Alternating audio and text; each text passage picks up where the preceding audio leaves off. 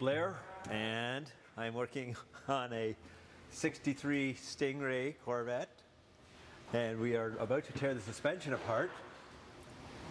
We're going to tear the upper control arms off to do the bushings and the lower control arms to do the bushings.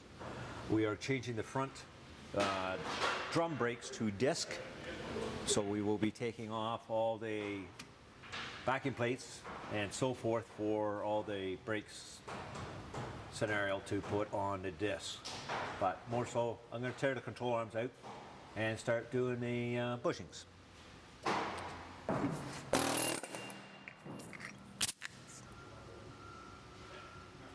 We have ball joints to take care of now.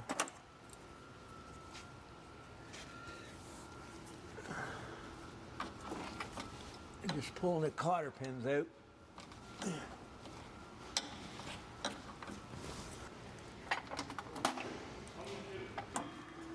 Okie dokie.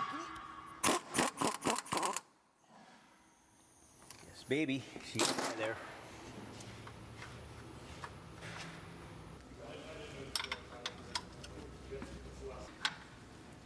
You take the backing plate off, but we're just going to leave the flex line hooked to it. I haven't got all my parts yet, so I'm just going to keep continuing on what I can take off for now. Alright, I'm going to have to pull the springs off because I got to take the one stud off the top.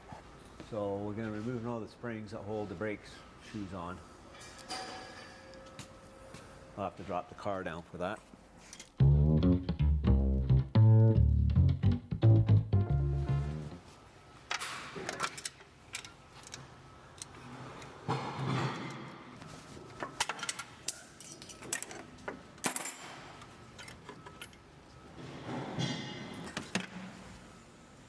That is one set of shoes. We're going to knock this nut off on the top there of the wheel cylinder.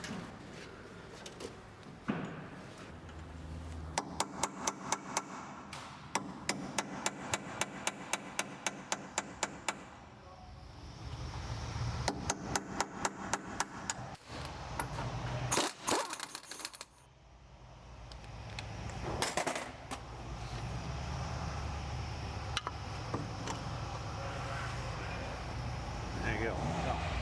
That's your backing plate. That's the wheel cylinder hanging on it. With all the new hardware that we're going to get, which is for the disc, will all mount to this. So, like I say, all this won't be necessary. We won't be using any of that. But right now, I'm trying to do I'm still going at the bushings here to do the control arm bushings. So we're going to undo the sway bar link, and then probably undo the shock. Because I'll take this will be loaded. So once I drop this control arm here, all that stuff's going to be hanging.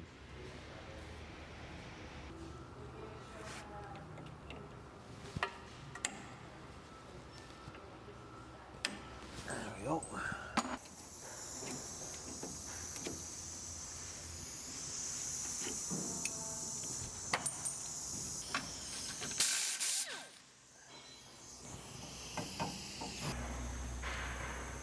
Alright, so the next thing is I'm going to drop it down.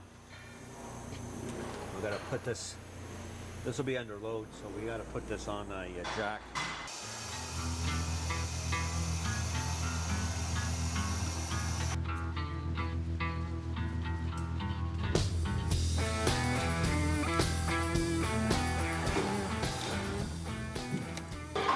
There's a bushings here. Those two bushings I'm going to be doing. I have to take this arm off. So I've got to pull the shock off. Alright? And then these are the two bolts that hold the control arm on. I'm sure glad we're working in a nice quiet zone in the hospital. Hospital.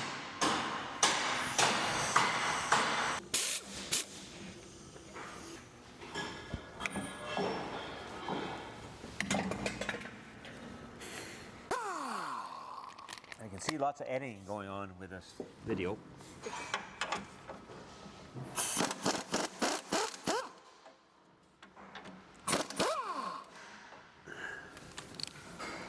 Alright, one came off, the other one didn't, so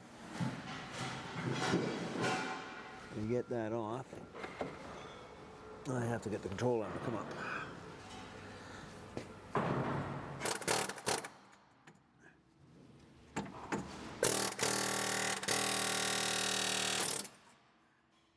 Like that.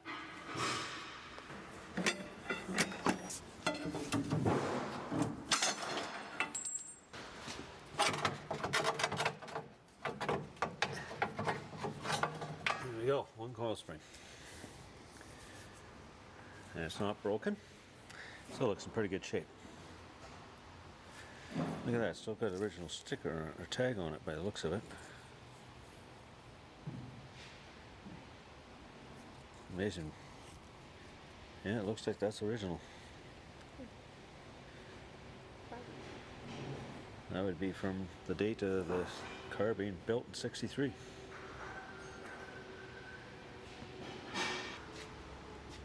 Okay, so we got that off. Now, let's get this spindle off since I've got everything unloaded. So I'll go pull the spindle off of that.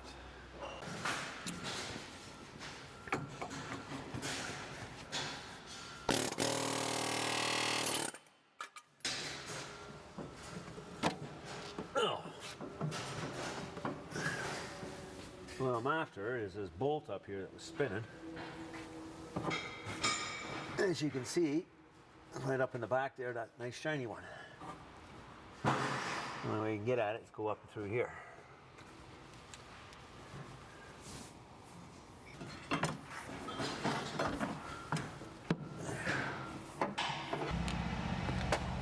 That control arm is now ready to come out. Let's drop it down a bit.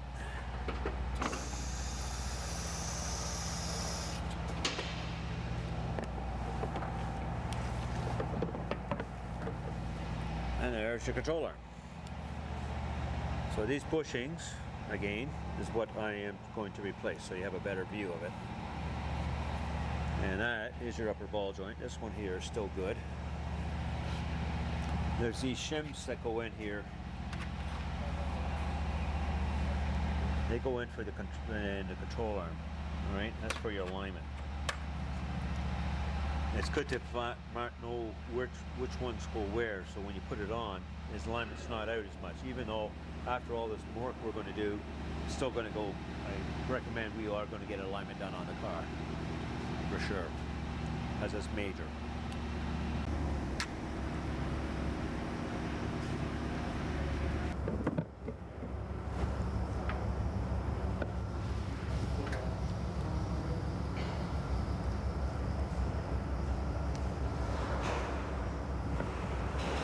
I'm going to continue on to the bushings on the top. I don't like opening up a can of worms on the other side till I start